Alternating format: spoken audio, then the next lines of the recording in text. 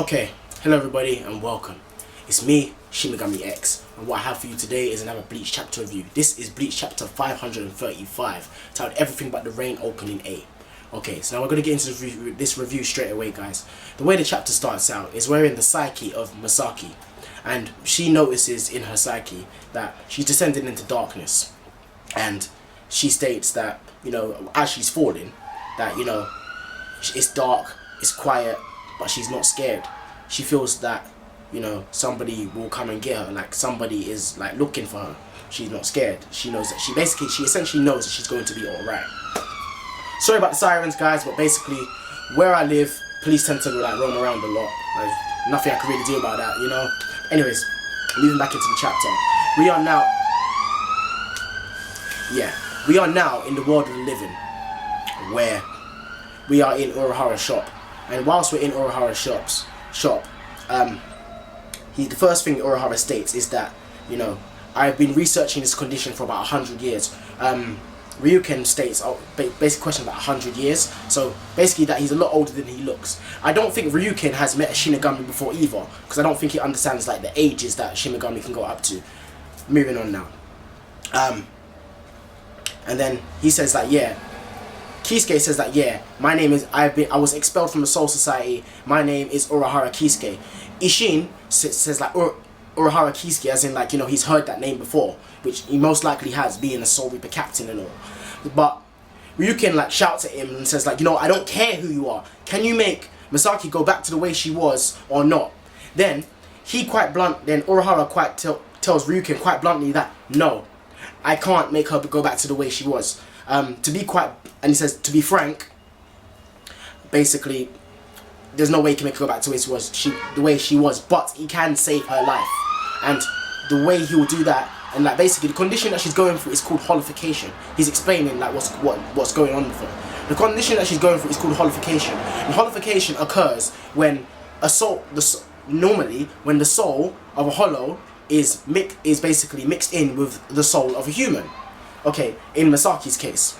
And then basically what happens is that the souls mix together and then basically cause a disturbance, so they become unbalanced. And then he also states that what else happens is that, when the souls become unbalanced, it causes something called soul suicide, where basically the souls become unbalanced and it causes the thing to self-destruct regardless of the will of the original soul. So to counteract this, so obviously Ryuken's like looks distressed, like basically there's no way to save her because he obviously cares about Masaki, and Ishin's still just standing there like, basically like I don't get it. Basically straight knucklehead. Okay, kind of like the what's his name, the Ichigo and Oryu situation, where Oryu's the smart one, Ichigo's like the denser one. All right, moving on. So he basically is explaining like basically there is a way to counteract this, and basically he states basically the opposites. The opposite of a human is a hollow. The opposite of a Soul Reaper is a Shinigami. So whereas Masaki is Quincy and also human, because Quincy's are humans and she's been bitten by a hollow, she's undergoing holification. The only thing that can counteract that is a Shinigami and a human. So he begins to explain that like basically Ryuken clocks onto this straight away, that what's going to happen and how this is going to work. Basically it's going to taint her blood, so she's no longer going to be a pure Quincy. He notices that straight away. So as Urahara says, oh, you're quite sharp, you know what I'm talking about, what's going to happen next. Okay, then so he's still explaining it that basically in her case, like normally holification is when the holifications that he's experienced is basically when a hollow is trying to take over the soul of a Shinigami. So in that instance, he used the Quincy, basically the light from the Quincy arrows, let's look at his DNA, for example, Quincy DNA or Quincy soul, for example, and he mixed it in with the soul of humans to vaccinate them, to stop them, like the visors were in the Turn Back the Pendulum arc, from going crazy. As we see in the panel, we see an image of Kensei lying there on the floor and I can't remember her name for the life of me. Damn it. It always happens. Okay. But we know who we're talking about. We're talking about the visors. We see them lying on the floor, face flat, going under holification and basically losing all their reasoning. Which he explains why they lose all their reasoning, because the souls collide and that's why they lose all their reasoning. Okay, so now he begins to explain. He carries on explaining like what he has to do as, you know, Ryuken clock straight away. But then he says to Ryuken that basically, I know that you don't agree with this, but you are not the one that can decide. The only one that can decide is you, Isshin Shiba. And then he looks surprised, like, what? He says, and basically he more or less summarizes it again, saying that, okay, in her case, she's a Quincy and a human. She's undergoing holification. To counteract this balance, yeah, basically, I need the soul of a Shinigami and a human. But because you're pure Shinigami, the way to make you part human is basically put you in this Gigai. He didn't call it a Gigai. He called it, for life I can't remember what he called it. But basically, it's a suit. Basically, it will change his being to be part human and Shinigami, which is the opposite of Masaki, which will essentially stop her from going berserk, stop causing soul suicide, and save her life. And to do that, and Kisuke states to Isshin that the drawbacks of what's going to happen, basically, if he goes into this thing, he will no longer be able to use his Soul Reaper powers. He may never ever get them back again. He will no longer be able to see hollows. And, you know, him being a captain and everything, this is like basically a big demerit to him. Those are the exact words used. There's a lot of demerits for him. And Ryuken then says that, you know, then thinking in his mind that, there's no way he'll do it. He's a Soul Reaper captain. You know, there's too many demerits for him. There's no way he'd give up this position then. Isshin's just like all of a sudden next panel like, yeah, okay, I'll do it. I don't care, I'll do it. Then they both looks like shocked and surprised, like, what? Like, you know, how he just said it like just straight like that without even thinking. Then he then states his reasons. Isshin states his reasons. And his reasons were the fact that if, you know, he allows this girl to die who saved his life, he would regret, you know, not doing something for the rest of his life. Obviously, he will have regrets as a Shinigami because he is a Soul Reaper captain. He has a duty to the 13 Court Guard squads and the Gote 13. But he said he's made the choice that he'd rather live with that regret than live with this regret. You know, knowing that he could have saved the life of the person who saved him, essentially repaying his debt. So, Kisuke calls him over and says, okay, we're going to start the operation. He's obviously gone into this, you know, this limiting Gigai, or what I could call essentially a permanent Gigai. And then, oh, sorry, it's not a permanent Gigai. He did state in the chapter that basically you will be connected. It's almost like tied by like a thread. Your soul will be connected to hers, yeah, until the day she dies. And then that's when his soul will be free. Okay. And then we see, coming to the end of the chapter now, guys, then what we see is Isshin jump into like the psyche of Masaki. Masaki's falling, and then, you know, he grabs Masaki and said like, okay, it's okay, I will protect you. And that was the end of the chapter, guys. Okay, now it's time to get into the review side of things. You know how it is. Alright. Okay. Now, my thoughts in the chapter, I thought this was a very, very good chapter for several reasons. Okay, I'm gonna start with the major points before I nitpick.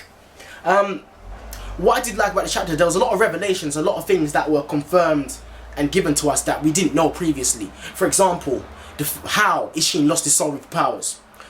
We all assumed that, you know, because Ichigo lost his powers by using the final Getsuga Tensho, then that, you know, Isshin would lose his powers the same way, because we do know that Isshin lost his powers at some point. But we know that that wasn't the case. Isshin didn't lose his powers. He essentially gave them up in order to save Masaki's life. So by going inside, basically, I call this inhibiting Gigai. That's how he saved Masaki. That's how, you know, he lost his powers. It makes perfect sense. Like, it was very well explained. I also like how they explain the process of how holification works, because we all knew holification was basically where the hollow soul is mixed in with the soul of a human, Shinigami or Quincy, etc. We knew that, but we didn't know the in-detail process of how it worked. But now we do. We also know that the opposite of a human is a hollow, whereas we thought the opposite would have been, you know, a Shinigami. But now we know the opposite of a human is a hollow. The opposite of a Quincy is a Shinigami. So now we know that the four beings are complete parallel opposites. Okay, so which also makes you realize that Ichigo is not three beings. He's technically all four. He is first a human. He is then a hollow. He is then a Shinigami. He is then a Quincy. He is four states of being in one, which is why it would make perfect sense why the Asaruchi wouldn't choose him, because basically they are attached to Shin Megami, and he is a confusion, a mad hybrid of all 4 states of being within the Bleach universe.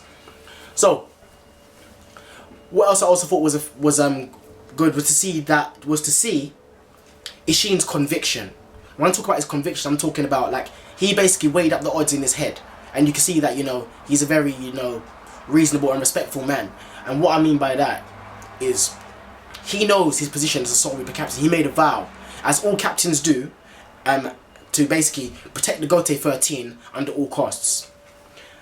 You know, any enemies to the Soul Society he is sworn to defend and eradicate. Okay. But he's also got like a conscience that he can't let this girl die who saved his life, because if she didn't come to save him, he would not be able to perform that duty. So letting that girl die basically defeats the whole point of him still being alive, because if it wasn't for her, she'd be dead. He would be dead, sorry. So it makes perfect sense why he tried to protect her. Very similar to Ichigo.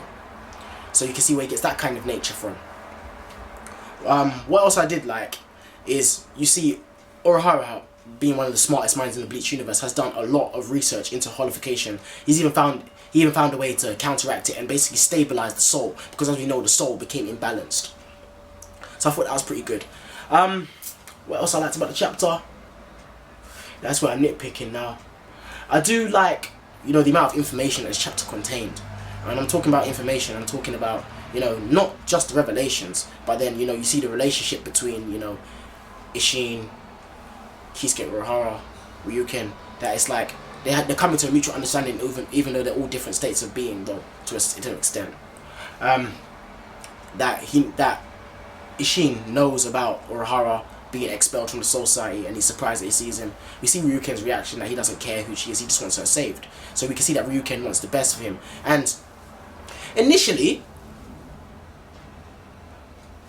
what I did think, which would have been way off before I even finished reading the chapter, like, you know, you automatically make up assumptions before, you know, something happens, like you think something's gonna happen before it happens and it ends up being wrong. This is what I initially thought when I was reading the chapter. I was thinking, okay, like basically the opposite, basically to counteract the holification in terms of Masaki, you need the opposite, which Ishin would be the opposite. I kind of gathered that straight away before it was even stated. But then I thought, okay, so how do you basically deal with that being? And I thought, is this where Ichigo comes about? That basically, to save her life, she has to be pregnant with Ichigo. That was my initial thoughts, but obviously I was wrong.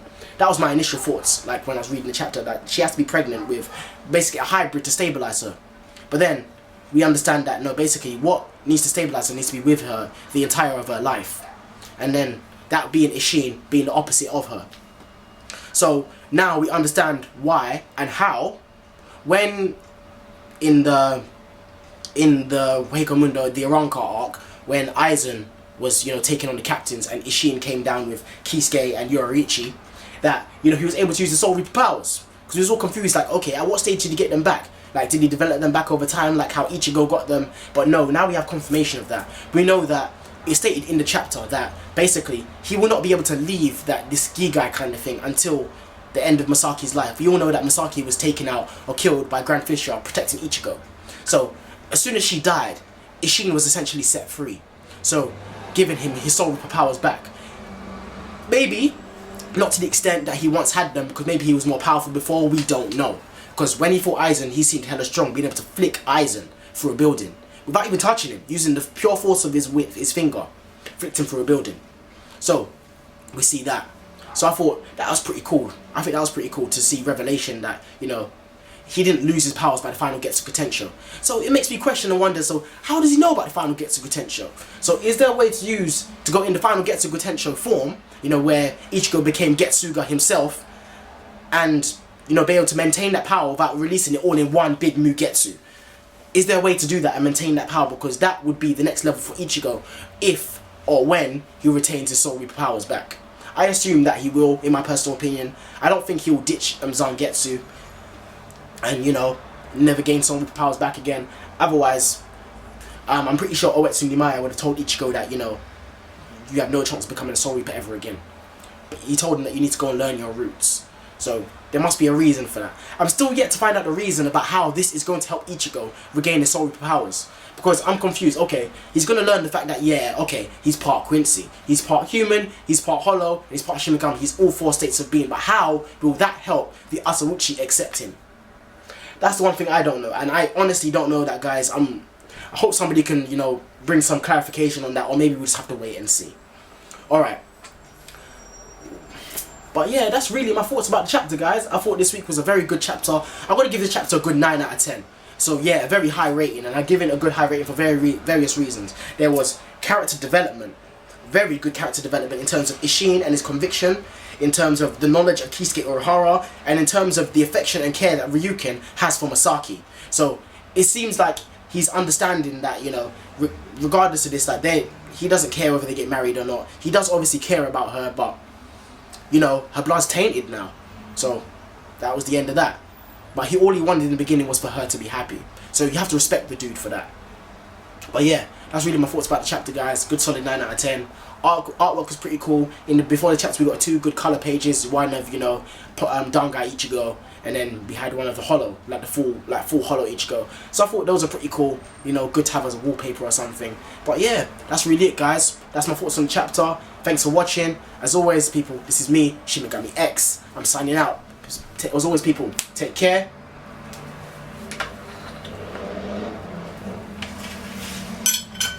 And peace.